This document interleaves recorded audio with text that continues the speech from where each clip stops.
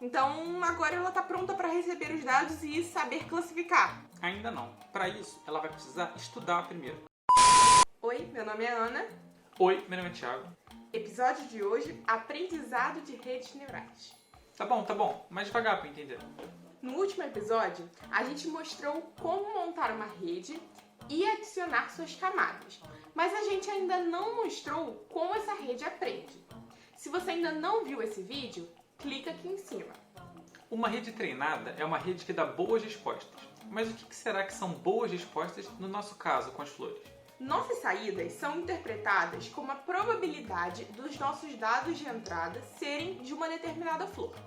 Ou seja, se eu escolho uma setosa como meu dado de entrada, eu espero que a minha saída me dê uma maior probabilidade dessa flor ser uma cetose. Por exemplo, se eu tenho essas duas saídas aqui, a da esquerda é uma resposta boa. Por quê? Porque ela me dá uma probabilidade maior de ser uma cetose. Agora, a da direita é uma resposta ruim. O que é uma resposta ruim? Porque ela dá uma probabilidade maior de ser uma versicola.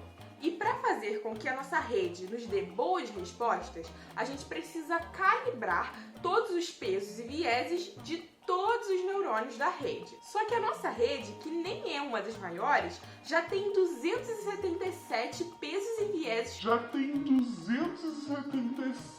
para serem calibrados. Acho que fazer isso manualmente seria meio chato, né? Então, a gente vai apresentar um método para fazer essas escolhas de um jeito mais inteligente. Primeiro, quando você cria sua rede no Python, ele vai inicializar todos os pesos e vieses de um jeito aleatório. Então, nesse início, se a gente tentar passar as dimensões das flores por essa rede, a gente vai obter respostas muito erradas. Mas para calibrar isso, a gente precisa que o computador entenda o que é errado e, além disso, que ele consiga medir o quão errada está essa resposta. Então, a gente vai ter que medir o quão longe a gente está da resposta certa. E o jeito que a gente vai fazer isso é a mesma ideia de distância que a gente tem no nosso dia a dia. Por exemplo, se você e o seu amigo estão numa rodovia, você está no quilômetro 100 e ele está no quilômetro 80, qual é a distância entre vocês dois? Bom, a gente vai fazer 100 menos 80, que vai dar 20 km de distância. E se agora o seu amigo está no quilômetro 100 e você está no quilômetro 80? Então a distância entre vocês dois seria 80 menos 100, que daria menos 20. Mas isso para a distância é meio estranho, né? É porque quando a gente considera a distância, a gente faz a subtração e ignora o sinal. Ele vai ser sempre positivo. Então, nesse caso, a distância vai continuar sendo 20 km. Então, no caso da nossa rede, a gente quer calcular a distância entre a resposta certa e a resposta que a rede está dando. Por exemplo, se a flor for uma cetosa, a resposta certa vai ser dizer 100% de chance de ser cetosa e 0% de chance de ser as outras duas. Então, considera que a nossa rede nos deu essa resposta aqui. E uma das formas de calcular esse erro é justamente fazer a subtração entre cada uma das probabilidades, ignorar todos os sinais e depois somar tudo. Mas esse é o erro de uma das cetoses que a gente tem no nosso banco. Como nele a gente tem outras cetoses virgínicas e versicolas, o erro total vai ser a soma dos erros de cada um desses exemplos. E no final das contas, o que a gente quer é que esse erro seja zero, ou pelo menos seja o menor possível. Então agora a gente pode pensar no problema de treinamento da rede neural como uma coisa específica para o computador. O problema de escolha de pesos e vieses que vão minimizar o erro total dessa rede. Para isso, a gente vai explicar um pouquinho de um método que permite o computador fazer uma minimização. Esse método se chama gradiente descendente. Tá.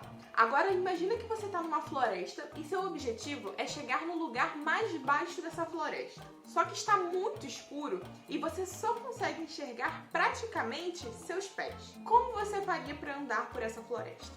Provavelmente você ia usar esse pouco de visão que você tem para olhar para o chão e ver qual direção vai te levar para baixo. Nesse caso aqui, a direita. E aí você daria um passo para essa direção. Depois disso, você acabaria repetindo esse processo para cada passo que você for dar. E uma dificuldade desse método é escolher o tamanho do passo que você dá.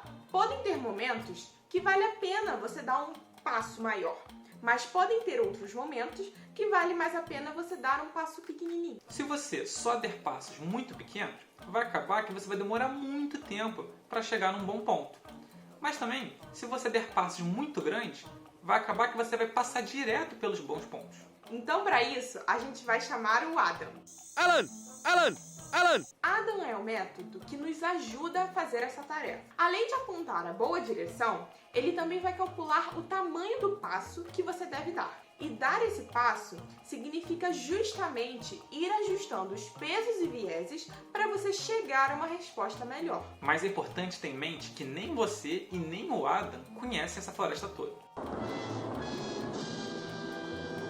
Então, você pode acabar caindo num mínimo local, ou seja, pode ter um outro lugar que é ainda mais baixo, porém você não vai conseguir chegar nele. Então, só para explicar, nesse paralelo que a gente fez com a floresta, assim como a sua altura na floresta depende do ponto que você está na floresta, o erro total da nossa rede vai depender da sua escolha de pesos e vieses.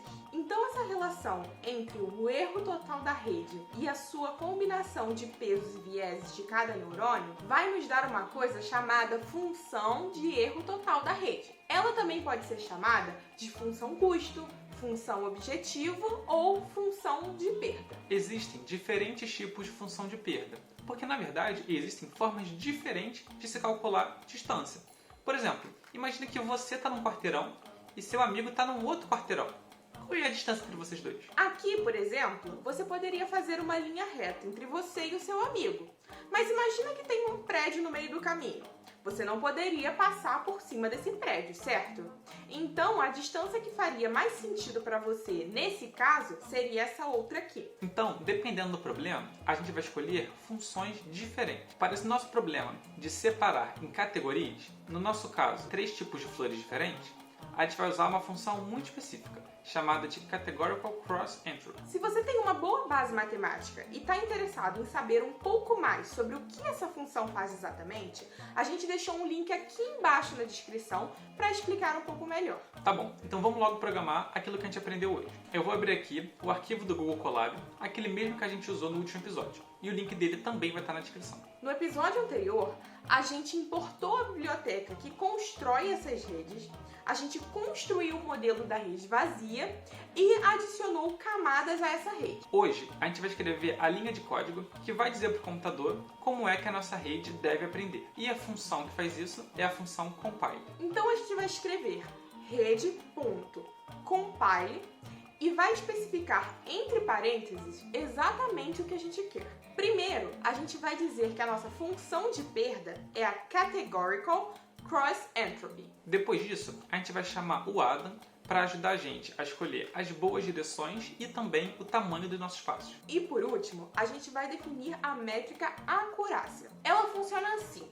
Se a maior probabilidade estiver associada à flor certa, a gente vai contar isso como certo. Caso contrário, a gente vai contar como errado. Tá bom, então com essa linha, a gente acabou de definir as regras de aprendizado. O próximo passo vai ser pegar os nossos dados e passar eles por essa rede. Mas isso vai ficar para o próximo vídeo. Agora, por favor, vamos curtir esse vídeo porque não te custa nada. Vou até chamar o Adam para dar uma animada em vocês.